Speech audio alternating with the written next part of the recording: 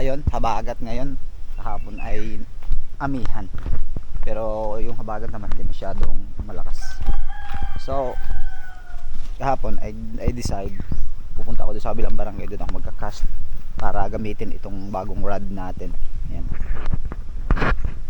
Pioneer Aula Elite. Tapos ang weight capacity nito is 20 grams na lure. Oh. Grabe. Ang haba. Yung kanyang haba 8 feet, 8.5 feet, ganyan o haba. Oh, ito na yung pinakamahaba kong pang cast. Tapos ito yung ano natin, ito yung mga kain natin. Dami. Ilan yan, kabilaan yan, yan kabila, yung kabila.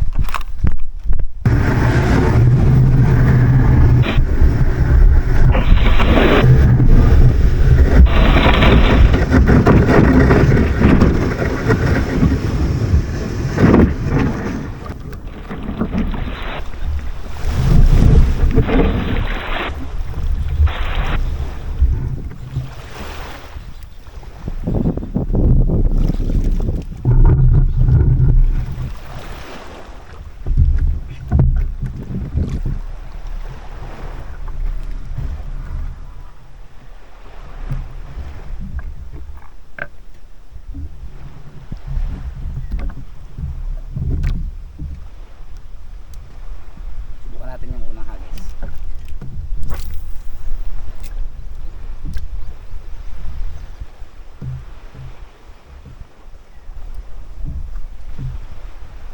Nakakapanibago ang haba. Pero ang gandang iba to, ang layo.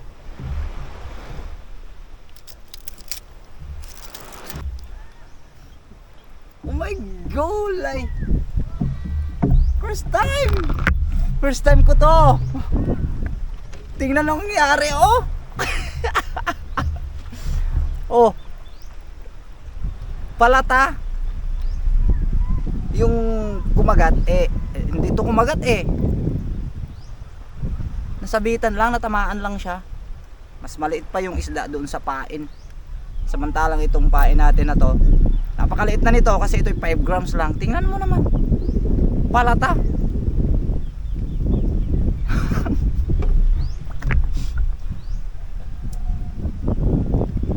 Shoot sa mata. Hala. First time kong nangyari sa buhay ko to Ayan yung size.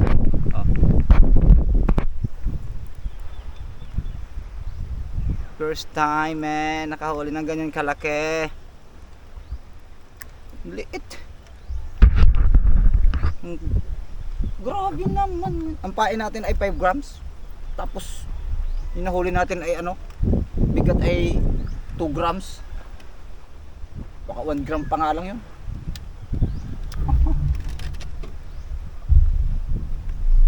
Sabitan siya.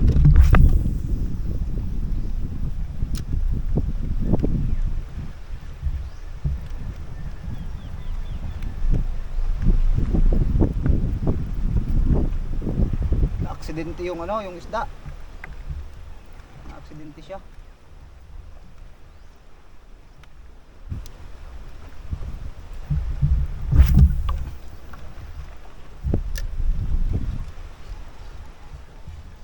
Uy.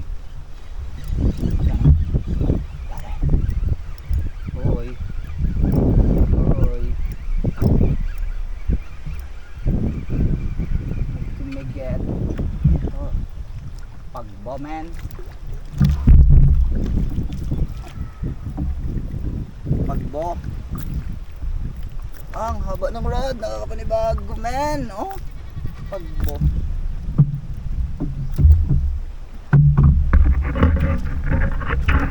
Pagbo siya.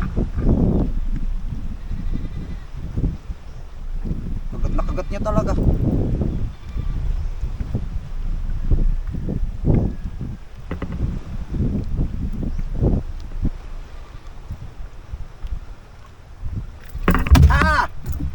Muntik pa ako masabitan.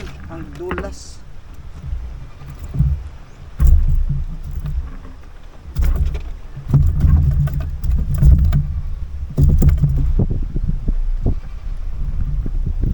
Ito yung delikado pag sa mga ganito. Pag hindi ka aware doon sa paghawak mo ng isda, tapos pumalagpalag, sigurado yung mga kawel na hindi nakasabit ililipat sa kamay mo. Nangyari na sa akin to maraming beses na. Paghawak ko dun sa isda, yung kawel na hindi nakasabit sa kanyang uso, lumipat sa kamay ko, pasan, takbo man di pa uwi, hindi mo tanggal sa laot eh. Cast pa tayo, try natin kung oh, kahit ang liit o ang gaanong lure natin, ang layo. Yun naman, kagat na naman.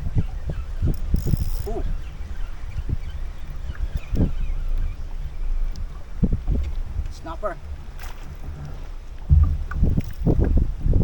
Uy, ang haba ng lure ng rod natin. Medyo naninibago ang inyong lingkod.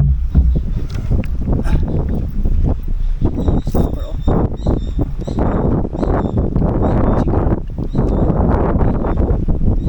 Ganda. Ganda yung rod natin. Ganda, nice. Ay, ito na naman. Ay, science. Science, man. Uy, kagat ulit. Uy, ayos. Ayos. Epektibo, lapo, men. Kaya pala sabit.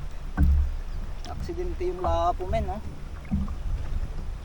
Na-aksidente sa ano? Maliit. Release natin, release me. Try. Please release me, let me go. Ganda ng rod natin. Ganda, layo. Layo, ano, bato.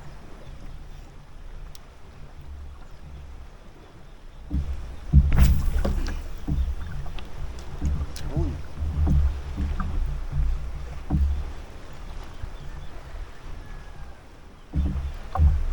Ito na naman, science. Inugot na naman sa ano. Uy. Habol pa ay. Yung mga kasama nating ano, angler na kanina nagnapid sa akin sa Facebook kagabi siya, na sila ay tumaob kasi yung isa, base sa napanood ko, yung isa nakapasibad. Ngayon malapit na yung isda, lumapit yung isang kasama at iaabot yata yung ganso. Tapos ayun nga ang nangyari, tumaob sila. So mag-ingat tayo lahat sa ating mga fishing activity.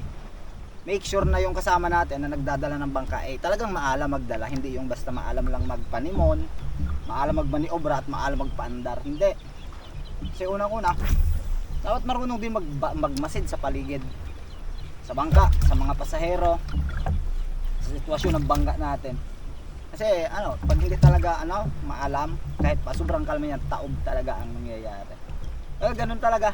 So, experience din naman yan, pero ang kagandahan nun safe na nakatabi yung mga kasamahan nating angler.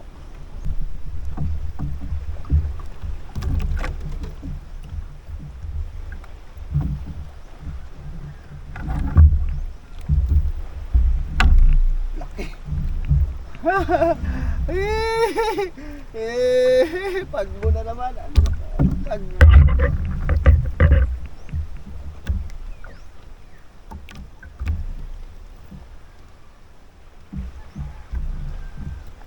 Pag yung ganitong napakababa talaga ng tubig, ito yung napakagandang pain, yung sobrang liit lang na pain. Ayun o, laki pagbo. Yung maliliit na pain, ang ganda, epektibo. Kahit simpleng pitik lang, ang layo.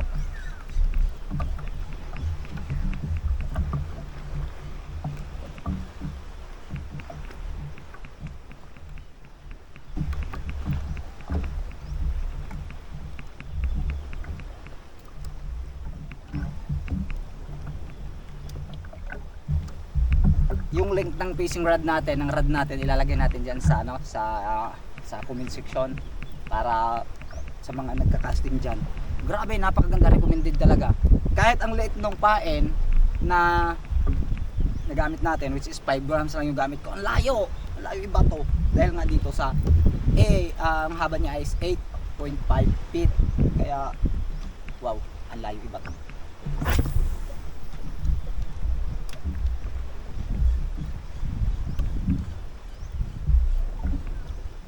Bagay na bagay ito sa mga ano, sa mga batuhan, sa pag sa bato ka lang, sa mga pangpang ka lang pwesto. Kasi yung hagis mo malayo. Ayan, nandiyan lang yun sa ano, sa comment section natin or diyan sa magpa-pop up yung sa video natin para kung gusto mo to. Pioneer pala to, Pioneer. Aula. Elite. Ang weight capacity niya is 20 grams. Mabigat na yun. Kaya ang ganda-ganda gamitin. Okay.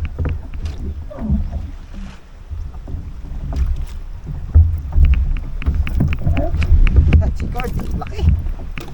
Chicard, men. Oh.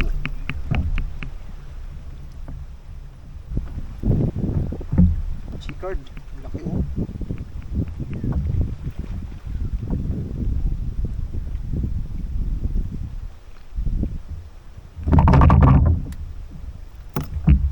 Laking chicard oh. Yutok ay.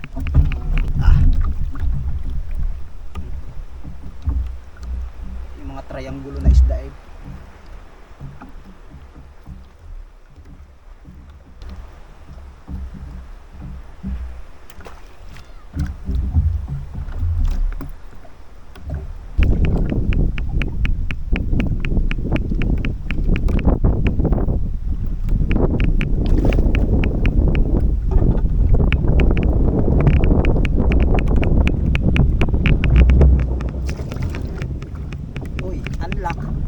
Honeycomb grouper.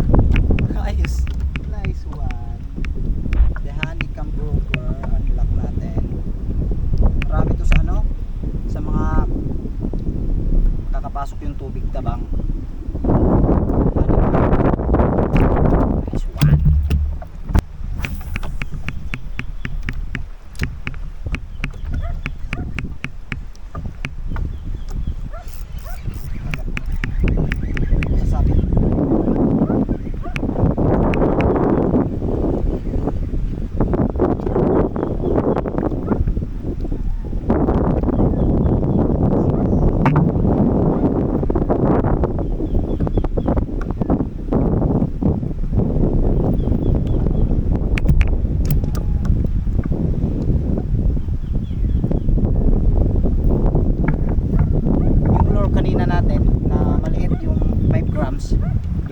Dinali ng ano, ng balok.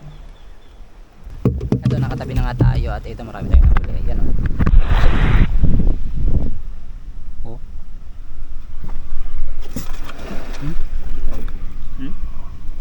May honeycomb grouper po. Yan, flex natin yung ating rod. Ayan oh. Ang ating rod ay Pioneer Tuluwa Elite Shore Casting Series. Ang weight capacity nito ay 20 grams. Ang kagandahan nito ay napaka haba. Ang kanyang haba 8.5 feet. Tapos ayun nga, ngayon lang ako gumamit ng ganyang rod, ay napakaganda pala kasi pag magbabato ka, ang layo. Ang ginamit ko kanina 5 grams lang, pero grabe yung distansya, napakalayo. Ano?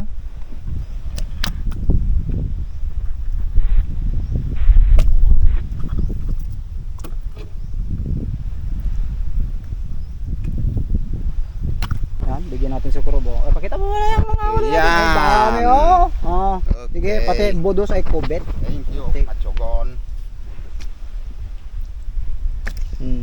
Yan, iuwi natin yan sa bahay.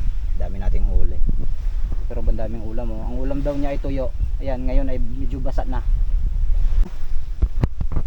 Iwan natin kay Tukrov yan. Dagdag sa kanya. set up natin. Oh, yee, ang ganda.